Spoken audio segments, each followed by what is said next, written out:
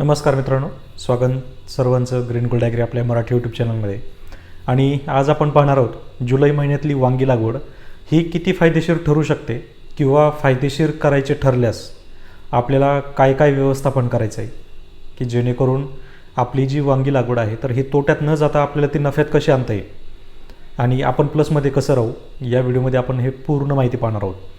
तर त्यापूर्वी जे लोक चॅनलवर नवीन असतील त्यांनी चॅनलला सबस्क्राईब करा, सोबत नोटिफिकेशन बेल प्रेस करा म्हणजे आलेल्या व्हिडिओचं नोटिफिकेशन तुम्हाला मिळेल. तर मित्रांनो, मी भरपूर दिवसापासून तुम्ही वांगी लागवडीवर आपली व्हिडिओ पाहताय, तसंच मी लागवड कधी करायची हे पण सांगितलेलं आहे. तर ज्या शेतकऱ्यांनी ते 2 सीझन सोडून मध्ये लागवड करायची, मध्ये म्हणजे जून जुलै ऑगस्ट जास्तीत जास्त, त्यानंतर जानेवारी फेब्रुवारी मार्च, हे जे 6 महिने आहेत, हे जे 6 महिने आहेत तर हे ऑफ सीझनचे महिने आहेत. म्हणजे या महिन्यामध्ये मार्केट हे थोडंसं डाऊन राहतं. त्यातली त्यात दुसरं कारण म्हणजे एकतर जानेवारीमध्ये थोडीशी थंडी कमी होते आणि लगेच उन्हाळा सुरू होतो, त्यामुळे तोही एक वातावरण बदलचा विषय आहे. त्यानंतर जून जुलै ऑगस्ट हे 3 महिनेही असे आहेत की ज्या महिन्यामध्ये कधीही जास्त पाऊस होऊ शकतो किंवा कोरडाही जाऊ शकतो. पण जर पाऊस झाला तर अति जास्त होण्याचे पण प्रमाण खूप जास्त राहतं. तर यामुळे काय होतं की लागवडीवर याचा परिणाम होतो किंवा पिकांवर परिणाम होतो. सोबत खूप जास्त कीड अटॅक करते, ती कंट्रोल होत नाही, यामुळे खतांचा खर्च खूप वाढतो. तर या सगळ्या गोष्टी आपण पूर्णपणे पाहणार आहोत. तेही वांगी लागवडीचं जे व्यवस्थापन आहे हे पूर्ण आपण 0 बजेटमध्ये पाहणार आहोत. यामध्ये मी तुम्हाला जास्त काही रासायनिक खतांचं शेड्यूल देणार नाही. फक्त जी महत्त्वाची डोस आहेत की जे आपल्या पिकांना द्यायलाच पाहिजेत, फक्त एवढेच डोस मी तुम्हाला सांगणार आहे. आणि जी आपली पहिली रुटीन जी टाईम टेबल होतं तर तेच पुन्हा कंटिन्यू असणार आहे. फक्त जुलैमध्ये जर वांगी लागवड करत असाल तर लक्ष देऊन हा व्हिडिओ ऐका आणि पूर्ण पहा, म्हणजे सगळ्या बारीक सारीक गोष्टी तुमच्या लक्षात येतील आणि पुन्हा पुन्हा प्रश्न विचारायची गरज पडणार नाही. तर सर्वप्रथम वांगीची जी रोपं आहेत तर ही शक्यतो घरी तयार करा. जर घरी नसतील तर जी विश्वासू नर्सरी असेल तिथूनच फक्त रोपं घ्या.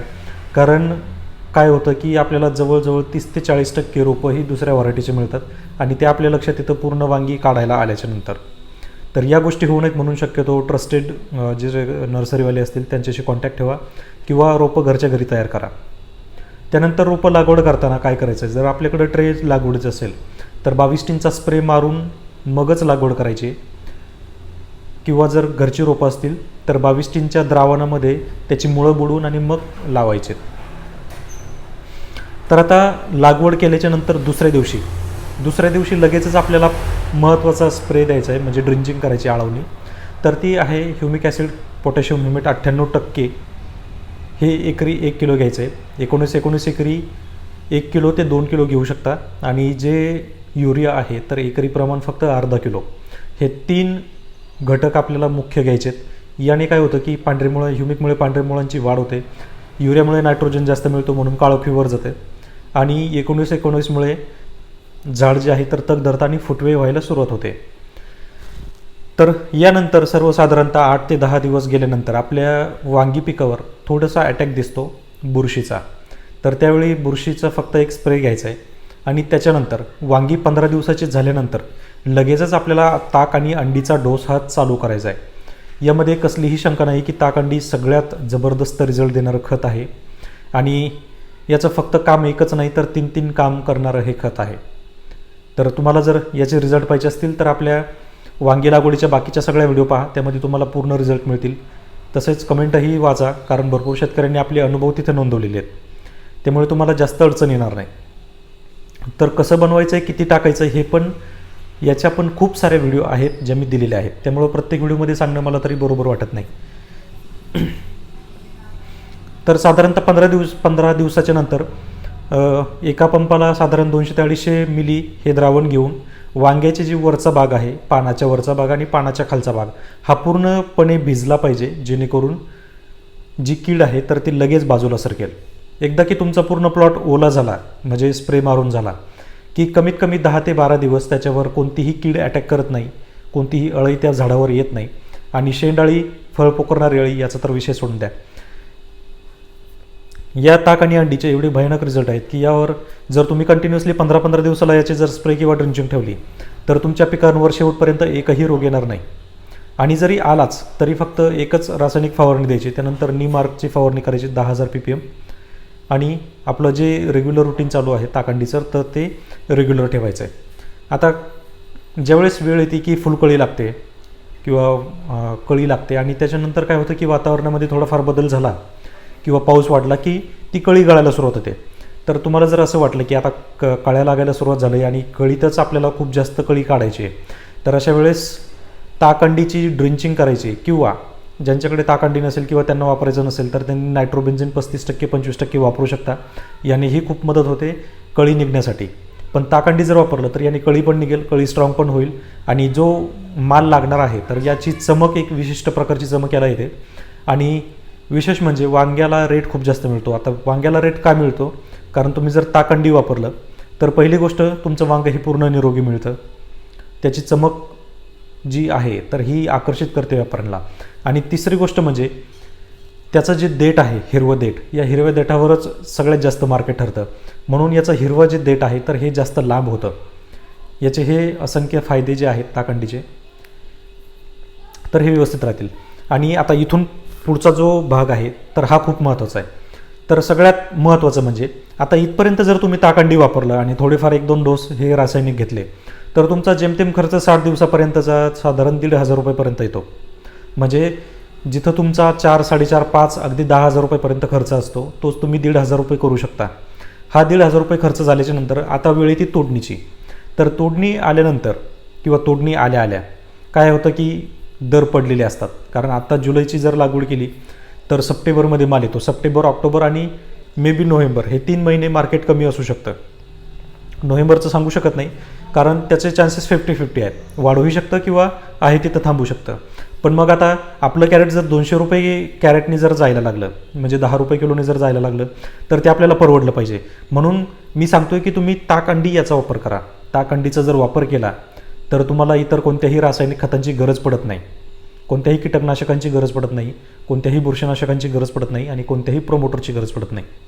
जर हे तीनही खर्च आपले कमी झाले म्हणजेच आपलं जे पीक आहे हे निरोगी झालं, सोबत सेंद्रिय झालं म्हणजे रेसिड्यू फ्री झालं, आणि तिसरी गोष्ट म्हणजे आपला खर्चसुद्धा झिरो झाला. मग आपल्याला इथं जर आता 200 रुपये कॅरेट जर जायला लागलं तरीही ते आपल्याला परवडतं.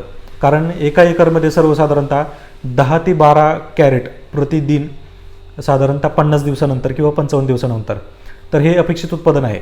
हे जरी उत्पादन तुम्ही घेतलं आणि तुमचं 200 रुपये जरी कॅरेट जायला लागलं तरी सर्वसाधारण 2,000 रुपये प्रतिदिन तुमचा हात चालू होतो 200 रुपये कॅरेट जाऊन. आणि विशेष म्हणजे मित्रांनो, हेही तुम्ही लक्षात घ्यायला पाहिजे की ज्या शेतकऱ्यांनी ताकंडी वापरलं आहे तर त्या शेतकऱ्यांचा वेस्टेज माल जवळजवळ फक्त 1% आहे. जास्त वेस्टेज निघत नाही कारण अटॅक राहत नाही. आणि वांगी लागवडीमध्ये हीच सगळ्यात जास्त मेक मोठी आहे की कीड जी आहे तर या किडीचं प्रादुर्भाव आपल्या प्लॉटवर झाला नाही पाहिजे.